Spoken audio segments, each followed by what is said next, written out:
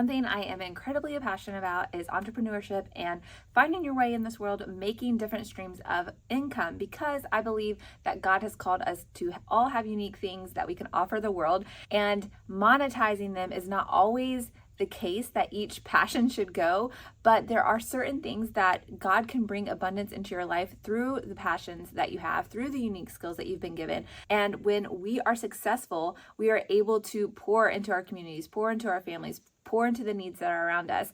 And money is the way that we are exchanging that in this world. So money is needed. It's not of the devil. And there's so many pathways and opportunities to earn income as a Christian, whether it's through a traditional corporate job, whether it's through your own freelance work, whatever it might be. There are so many different varieties of earning an income and being an entrepreneur as a Christian. And this is something I'm extremely passionate about. And so this is the first episode of adding this type of content to my YouTube channel. Once a week, I will be posting an entrepreneurial journey video that is going to offer advice, share things from my own journey, and be like business coaching. So if you're interested in entrepreneurship and anything that would require you to have a little business savviness, then make sure to subscribe to this show, because you are going to love the information that I'm about to pour into this. Without further ado, I'm going to jump into 3 practical tips for balancing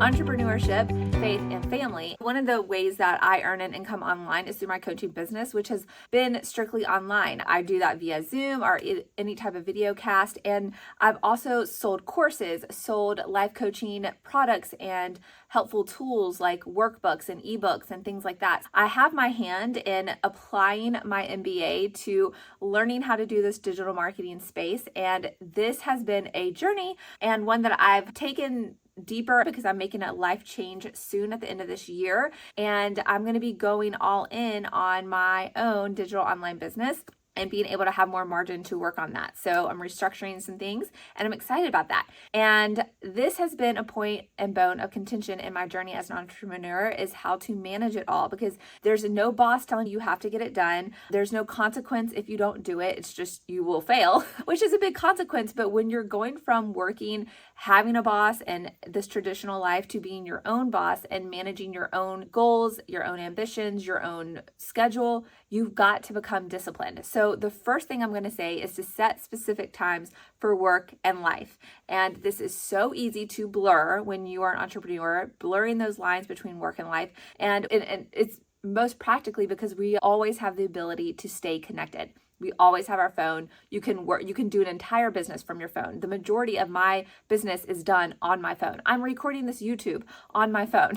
My phone is with me all the time, and inherently being a type A person, I could work all day. I could work all night. Like it doesn't, like, I could literally just spend all my time doing this.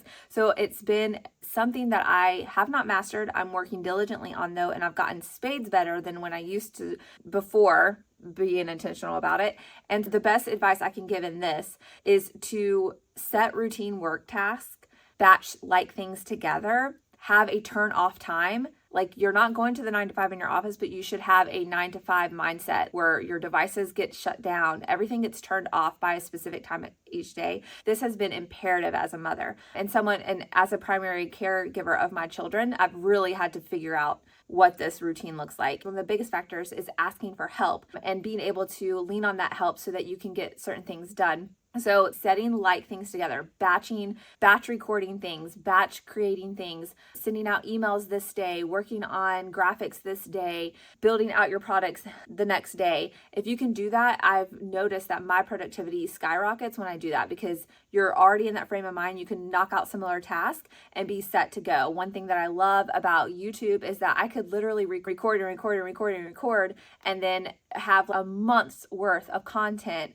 recorded and then slowly work on editing them all. So I could have a bank of months of content if I was really great at it. I can't batch that much at one time, but I can batch ahead, and I do, and I love that. So being able to create your routine and have turn off time, that is the number one realistic goal for balancing entrepreneurship, a digital business, with your life, because it's important that you're living in the present. All my previous episodes lately have been about being in the present, because that's been a huge message on my heart from the Lord because of the environment I've created for myself and the working that I've created, the type of business that I'm building. And I have to know that this is my life right now. I could be gone tomorrow, and I don't want to show for that just a bunch of preemptive work I've done. No, I want to live in my present life. That's the number one important thing. And so to have a business and to be present in your life, you've got to have healthy boundaries.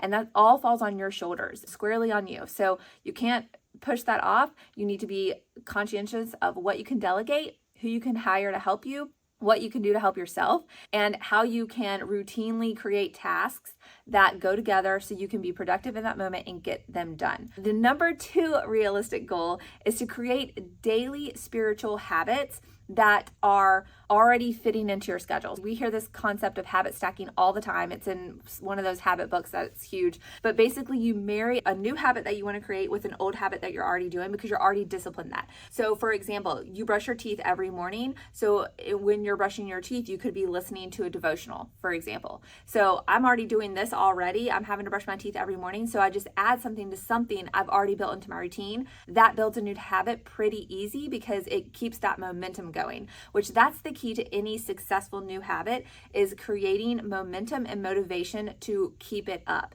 If you're already doing something, one of my other examples is being in the car and praying. I pray all throughout my day. I've talked about this before on previous episodes, but for me, my relationship with God is very personable. It's very casual. I don't know if you want to say casual, but I talk to God all day. I ask him for help all day because I need it. And when I'm in my car, I look forward to going picking up the kids to and from school, because their new school is a little further away and I get a little bit more time in the car. And I dedicate that to worshiping. So I blast worship music the whole way there and the whole way back. I use it to pray, to talk out loud to God, like he's sitting in the passenger seat with me. And that is my highlight of my day. I get so energized from that time. I look forward to that time. I'm joyful when the kids jump in the car, and it's just an all-around best part of my day. And so that I'm already doing that. I have to be in my car for this designated amount of time. I'm going to use it to get in touch with God and build my relationship with him. So habit stacking your spiritual life into things that you're already doing. You don't have to have a prayer closet. Sure, those are great things. If you had a dedicated space that you can go into, be quiet, be meditative, meditate on God's word, we're called to do those things. And it's good to have sacred and holiness around your time with the Lord. That's one thing that I loved growing up. I grew up in an Orthodox Christian church, the Greek Orthodox Church, and things were very sacred and holy, it felt, in comparison to my church now, which I love my church now. It's just totally different. But there is a place and time for that sacredness and holiness. So we need to be mindful of that. But in your everyday life, God doesn't want you to wait for those moments that are just like so set apart. He wants to be involved in your day, and just like you would have in your relationship with anyone. Make sure you're connecting with him every single day. Habit trackers are great. That's why those are so popular. You can have a tracker that you put on your refrigerator and literally can just say, pray today, read today, and check, check, check. When you see that visual progress, it's very motivating and it keeps you accountable, because you're like, oh, I want to check that off today. I want to keep this strike going. And so those are little things that you can do to help make sure that you're being intentional about connecting with God, because ultimately your business is not going to thrive. Your family is not going to thrive. You are not going to thrive as a person if you are not connected to the Lord, if you are not building with God. So make sure, I'm going to link the previous episode in this video as well, because it's all about building with God. You are here to take action with God. God is not just asking you to stand still and he's spinning all around, making all these things happen. No, you are called into action with the Lord to build out the life that he's given you and the gifts that he's given you to share, and to make that impact in his plan for this world. You are born for a time as now, and it's exciting. And so keep the momentum going. Be intentional with your time with the Lord, and make sure that you are having that set apart motivation in your daily life. It's so important. The number 3 realistic goal for balancing work, life, and faith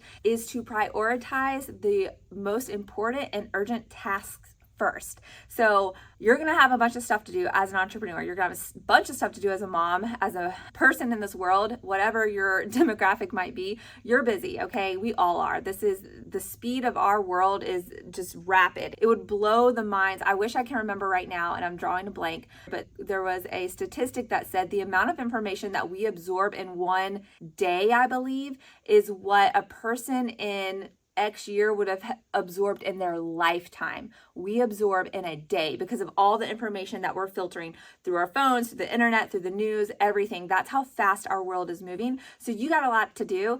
And one matrix of working through tasks that I found to be so effective, I think there's a name for it. I think it's called the Eisenhower matrix. It's 4 quadrants, but the gist of it is get the most important and urgent things done first. If you get those off, those are weighing on your mind and your subconscious. And those are the ones that we tend to kick the can down the road, and then we're royally messed up and when it gets down to the deadline. So if you get the urgent and most important tasks done first, it actually reduces your stress level. You're more productive after that.